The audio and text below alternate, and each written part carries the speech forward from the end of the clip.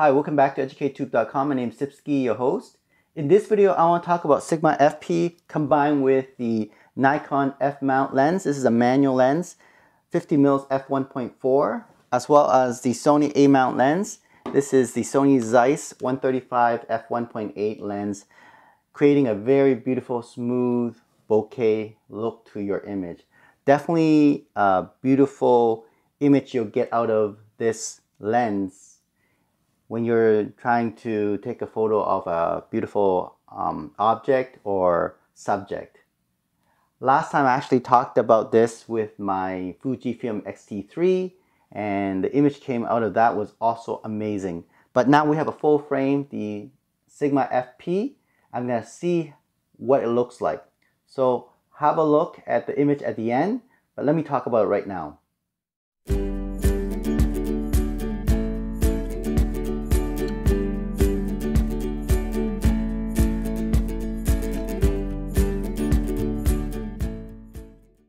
Alright, so here it is, the Sigma FP full frame camera attached to my Nikon F-mount lens. This is a classic lens. This is 50mm f1.4. So beautiful combination, all manual. I like about this lens is that the manual focus is very smooth, and I can also control the aperture manually as well, so you can see from f1.4 to f16. Now usually I set it to f2 because f1.4 is a little bit soft. But when I set to f2 and up, it has a very sharp looking image. Combine these two together, especially you like to work manually. It's a very light camera, and the lens itself, it's made of metal, mainly metal, except for the knob here is it's plasticky. However, yeah, it has a nice feel to it compared to this one here. This is the Sony A-mount lens, Sony Zeiss 135mm f1.8. However, the image coming out of this, it's just beautiful, okay? Like the bokeh that comes out, I mean, you cannot compare, of course, to the 50mm f1.4. Just that I think the f1.4 is a bit soft, whereas this one is very sharp. The two lenses, of course, they cannot be compared because one is more like a zoom-in portrait lens, the other one is more a general portrait lens. You can take pretty much most of the image through this 50mm lens. It's a classic standard lens, whereas this one is a specialized type of lens where if you are in a, if your subject is standing about 2 meters away and you still want to feel like you're zooming in, and yeah, you can still get that beautiful, very beautiful bokeh image. The background is so blurry and smooth, and the focus on that object is very sharp. Okay, I'll show you the image at the end. You know what I'm talking about, but I'll talk about this lens later on. Let's just focus on this one first, the Nikon lens. So what I like about this lens is that, like I said, the focus knob is very smooth.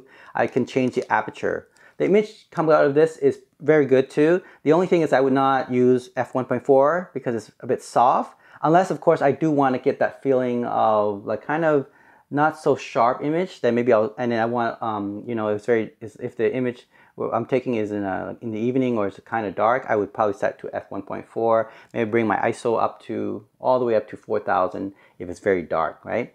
So that's what I did. Actually, I didn't have any flash. I was taking the image around 7 to 8:30, so it's getting darker and darker. The sun was setting, and it's hard for me even to see. But this camera was able to see even in almost nighttime. Okay. So because I set it to f1.4 or f2 and I bring up the ISO to 4000, and the sensor, this is a full frame sensor, the Sigma FP, is able to capture the image with very little noise. So the image looks very good, okay? That's why I bought this camera, by the way. It's the color rendition, and as well it's really good for cinema camera.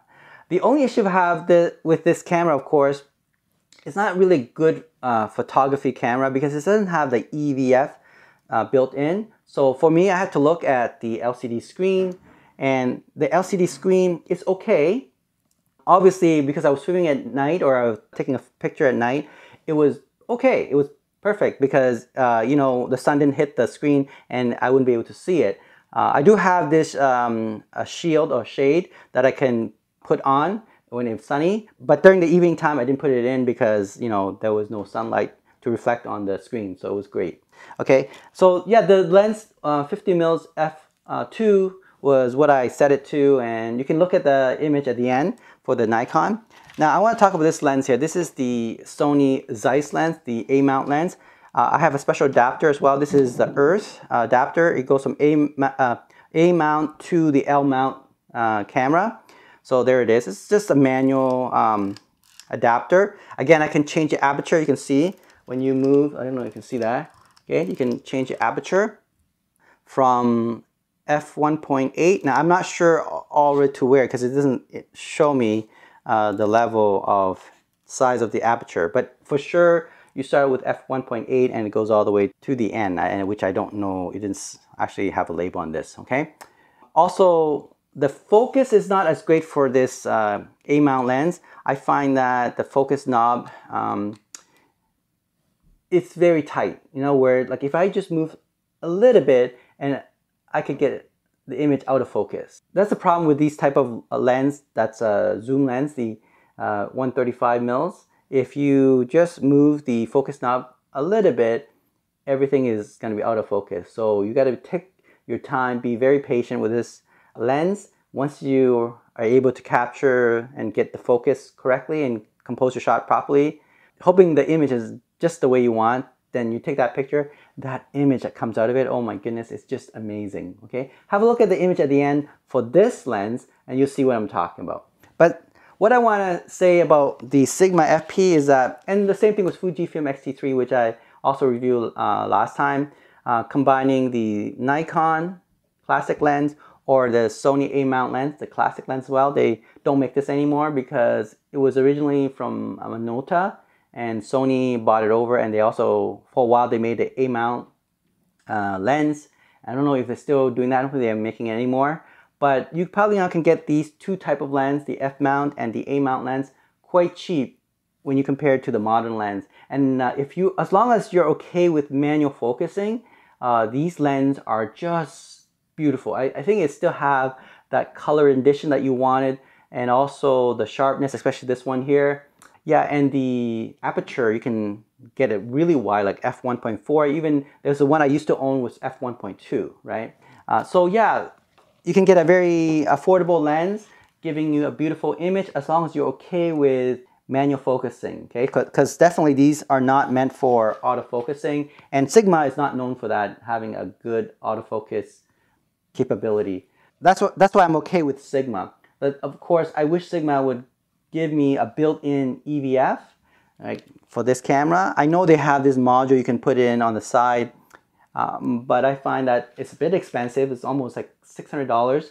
I'm like, no, probably not. I do have a special video glasses I could have worn when I was taking the photo, but you know, it's just, I was in a rush, right? So I just want to just go out there and take a picture in the evening. And anyway, in the evening, I don't really need the EVF. I have this LCD screen to look at. All right, so have a look at the image at the end and see what you think. Don't forget to subscribe and give me a little heart of appreciation.